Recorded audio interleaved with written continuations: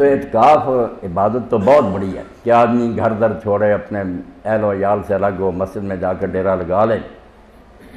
یہ سارے سال میں بھی آپ کر سکتے ہیں، نفلی اعتکاف بھی آپ کر سکتے ہیں، جب موقع ملے آپ مسجد میں بیٹھ سکتے ہیں۔ میری مسجد میں وہ ٹیلی فون کے ڈائریکٹر تھے، 1 مہینہ پورا 1 سال وہ بیٹھے تھے، رمضان کے علاوہ بیٹھ سکتے ہیں، 1 سال رمضان کا بھی انہوں نے پورے کا کیا۔ تو ایک اعتکاف تو مستحب ہے کہ شوق سے آپ کرنا چاہتے ہیں، یہ جب چاہے کریں، جتنا چاہے کر لیں۔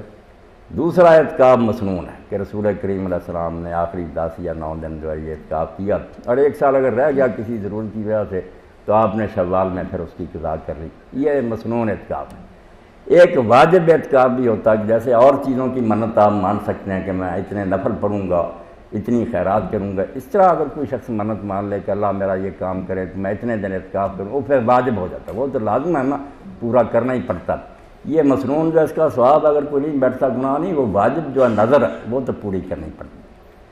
تو تھوڑے دنوں کا اعتکاف جو کر سکتے ہیں لوگ، انہیں بھی اس سے محروم نہیں رہنا چاہیے۔ یہ تو بہت اچھا نا کہ وہ 10 دن ہی بیٹھے، مگر اگر کسی شخص کو اتنی توفیق نہیں، اس کی ضروریات ایسی ہیں تو 1 آدھ دن 2-3 دن بھی بیٹھ جائے تو محروم نہیں رہے گا انشاءاللہ، اتنے دنوں کا تو اس کو اجر ملے گا ہی، کم از کم 1 دن کا ہونا چاہیے۔ یہ بعض مساجد میں لکھا ہوتا ہے نوایت و سنت الاعتکاف کہ جب مسجد میں داخل ہوئے اعتکاف کی نیت کر لیں، آپ 1 گھڑی کی کریں، یہ نہیں بات صاحب، کم از کم اعتکاف جو حدیث ہے صاحب 1 دن کا تو ہے نا، کہ صبح سے لے کر شام تک آپ بیٹھیں روزہ رکھ کر، یہ اعتکاف کم از کم، زیادہ جتنے دن کو کر سکے ٹھیک۔